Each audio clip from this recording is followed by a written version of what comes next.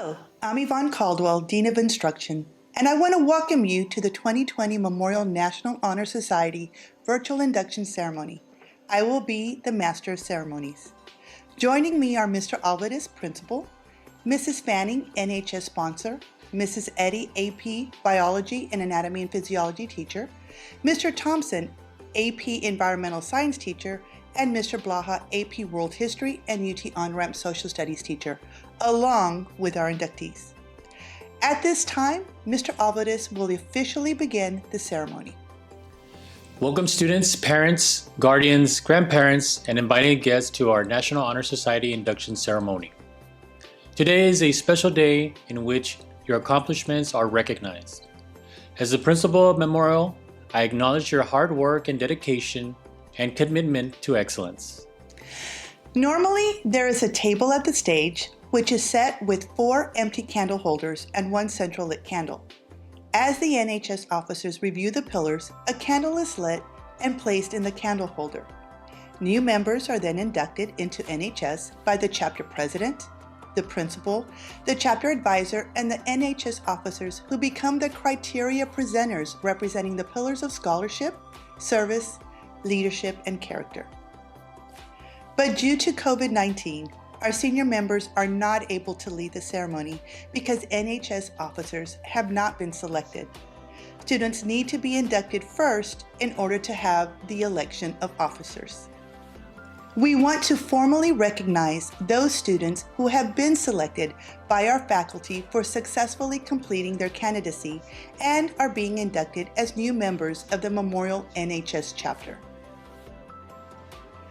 For current members and those former members watching, we hope this will serve to remind you of the standards of excellence you too are charged with maintaining as members of the nation's oldest, largest, and most prestigious student recognition program.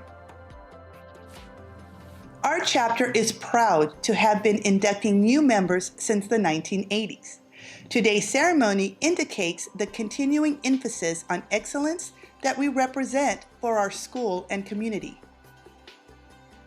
Throughout the year, members of our chapter serve as role models for other students.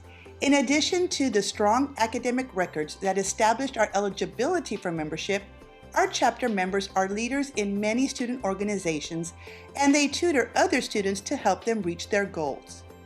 These chapter member leaders also serve our school and community by volunteering in school and city events, such as Capable Kids Foundation's Prom, Pumpkins for Estrella's House, the McAllen Marathon, Children's Hospital Drives, and local animal shelter drives.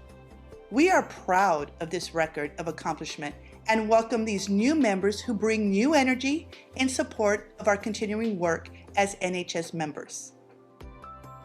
It is at this time that we proclaim to all watching that membership in the Memorial's National Honor Society of the National Honor Society has been earned by these candidates through the effective demonstration of the 4 pillars that serve as standards for the Honor Society. Members of the chapter will now review these pillars for the candidates. We will begin with Mrs. Eddy, who will review the pillar of scholarship. Thank you, Mrs. Caldwell. Scholarship denotes a commitment to learning. A student is willing to spend hours in reading and study, knowing the lasting benefits of a cultivated mind. We should continue to learn even when formal education has ended, for human education ends only with the end of life. Knowledge is one great element in life which leads to the highest success, and it can be acquired in only one way, through diligence and effort. Learning furnishes the lamp by which we read the past, the torch guiding us to understand the present, and the light that illuminates the future. Candidates have the charge to continually expand their world through the opportunities inherent in scholarship. Knowledge rests not upon truth alone, but upon error also. Carl Jung.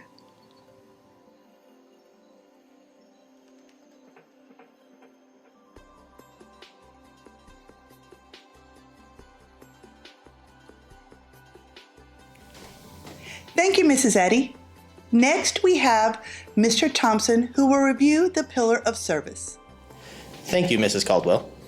Service can be established in the routine of the day's work, where many opportunities arise to help others, both at school and in the community. A willingness to work for the benefit of those in need without monetary compensation or public recognition is the quality we seek in our membership and promote for the entire student body. We are committed to volunteering our time and talents to the creation of a better tomorrow.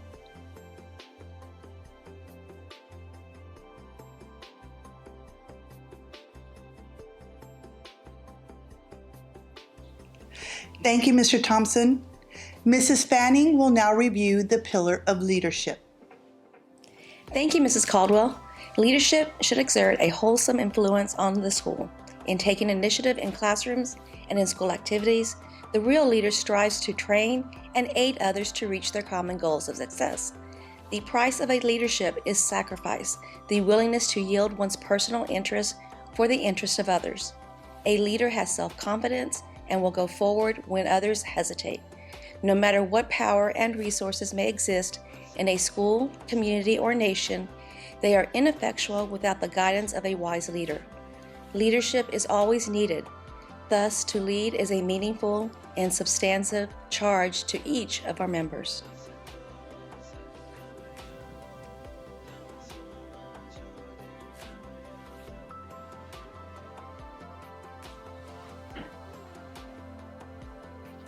Thank you, Ms. Fanning. Now we will continue with Mr. Blaha, who will review the last pillar, the pillar of character. Thank you, Mrs. Caldwell. Character is a force within the individual that distinguishes each person from others. It creates for each of us our individuality and our goodness. It is without which no one can respect oneself nor hope to obtain the respect of others. It is a force of character that guides one through life and, once developed, grows steadily within. Character is achieved and not received. It is the product of constant thought and action, the daily striving to make the right choice. The problem of character is the problem of self-control. We must be in reality what we wish to appear to others, to be rather than to seem. By demonstrating such qualities as respect, responsibility, trustworthiness, fairness, caring, and citizenship, we may hope to prove by example that we value character.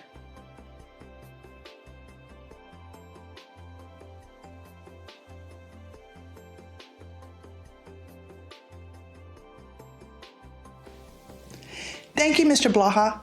And now the moment we have been waiting for. The new inductees will recite the NHS pledge. At this time, will the new inductees please raise your right hand and repeat the pledge? I pledge to uphold. I pledge to uphold The high purposes of the National Honor Society. the high purposes of the National Honor Society, To which I have been selected. which I have been selected. I will be true to the principles. I will be true to the principles For which it stands. for which it stands, And will maintain and encourage. and will maintain and encourage The high standards. the high standards Of scholarship, service, leadership, and character. of Scholarship, service, leadership, and character. Congratulations to all our Memorial NHS inductees. This is truly an honor.